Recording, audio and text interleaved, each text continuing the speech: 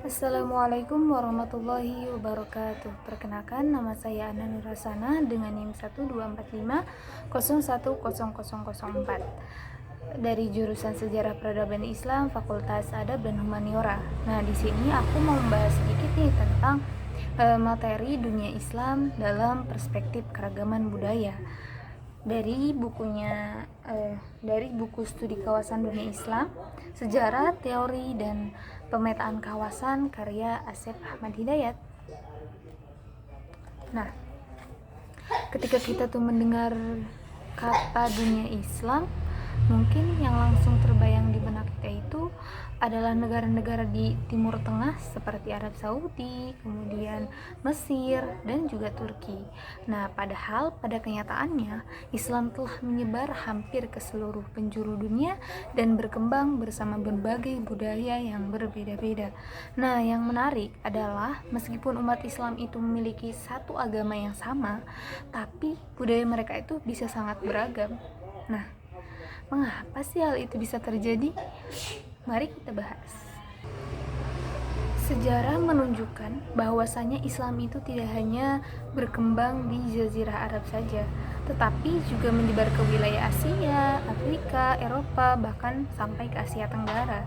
Nah, penyebaran Islam yang begitu luas membuat Islam itu bertemu dengan berbagai bangsa yang memiliki bahasa, adat istiadat, dan tradisi yang berbeda.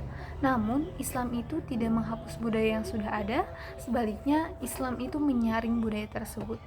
Budaya yang tidak bertentangan dengan ajaran Islam tetap dipertahankan, sedangkan yang bertentangan itu bisa diperbaiki atau ditinggalkan. Karena itu, setiap wilayah itu memiliki ciri khas budaya Islam yang berbeda. Menurut Johann Oberthal, Islam itu merupakan kekuatan yang dinamis dalam dunia modern. Artinya, Islam itu mampu berkembang mengikuti perubahan zaman tanpa kehilangan nilai-nilai dasarnya. Jika dilihat dari sudut pandang sejarah peradaban, Islam itu memberikan sumbangan yang sangat besar bagi dunia. Banyak ilmuwan muslim yang berjasa dalam bidang ilmu pengetahuan seperti matematika, astronomi, kedokteran, filsafat, hingga arsitektur.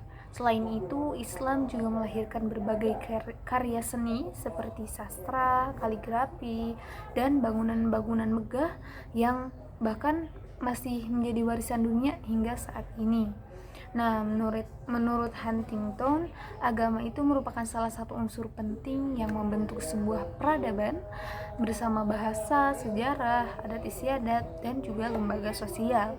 Nah, sedangkan menurut Clifford Geertz, kebudayaan itu adalah kumpulan nilai, kepercayaan, simbol, cara hidup, dan kebiasaan yang diwariskan dari satu generasi ke generasi berikutnya.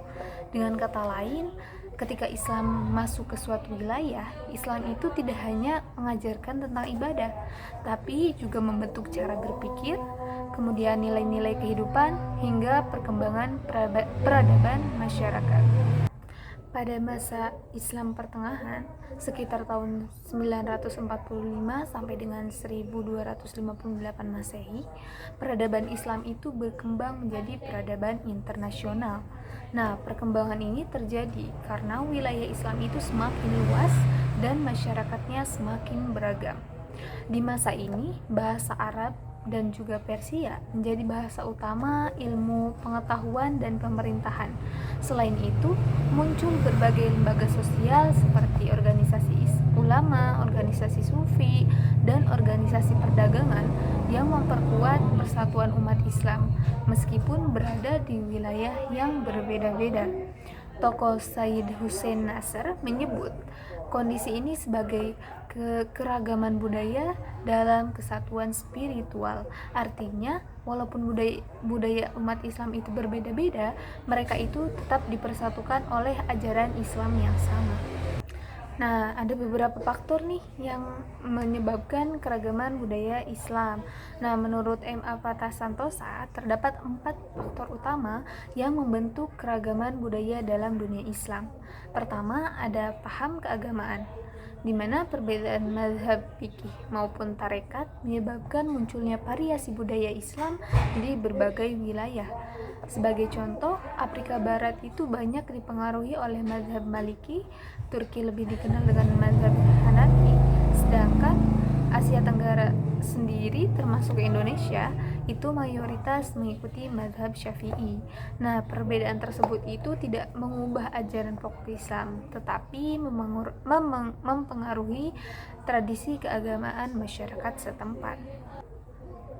Kedua, ciri-ciri etnis dan rasial. Nah, setiap bangsa itu kan memiliki karakter yang berbeda. Perbedaan bahasa, pakaian adat, seni, musik, arsitektur, kaligrafi, hingga makanan membuat budaya Islam di setiap daerah itu memiliki ciri khas masing-masing. Misalnya, masjid di Indonesia itu memiliki bentuk atap bertingkat yang berbeda dengan masjid berkubah besar di Timur Tengah. Begitu juga pakaian muslim di Indonesia tentu berbeda dengan pakaian muslim di Afrika maupun Turki. Nah, semuanya itu tetap mencerminkan identitas Islam sekaligus identitas budaya lokal. Faktor ketiga adalah pengalaman sejarah. Setiap masyarakat itu memiliki perjalanan sejarah yang berbeda. Ada wilayah yang menerima Islam melalui penaklukan militer, seperti sebagian kawasan Asia Barat dan juga Afrika Utara. Namun, ada pula wilayah yang menerima Islam itu secara damai melalui perdagangan, dakwah para ulama, serta perkawinan seperti yang terjadi di Indonesia dan sebagian besar wilayah di Asia Tenggara.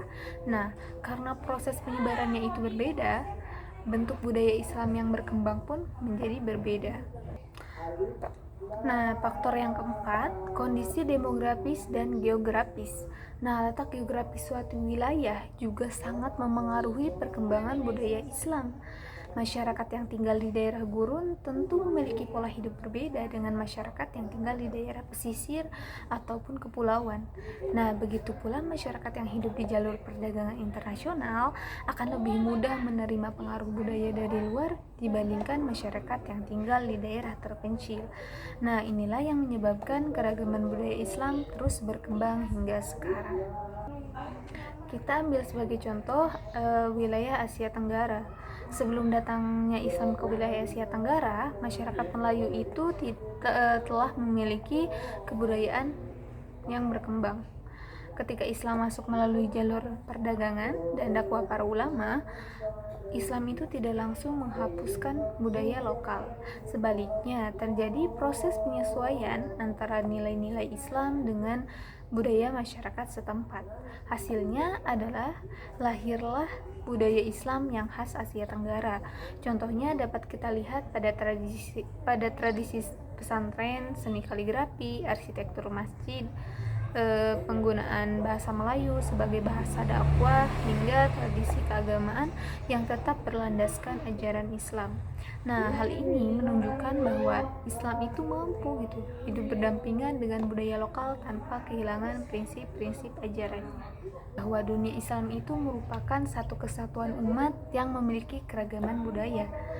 Perbedaan tersebut dipengaruhi oleh 4 faktor utama, yaitu ada paham keagamaan, ada ciri-ciri etnis dan rasial, pengalaman sejarah, kemudian kondisi demografis dan juga geografis. Walaupun memiliki budaya yang berbeda-beda, umat Islam itu tetap dipersatukan oleh akidah, Al-Quran, dan juga sunnah Nabi.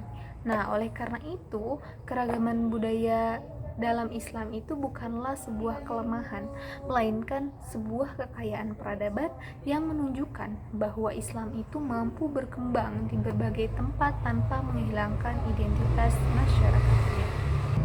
Oke teman-teman, kita telah sampai di penghujung pembahasan.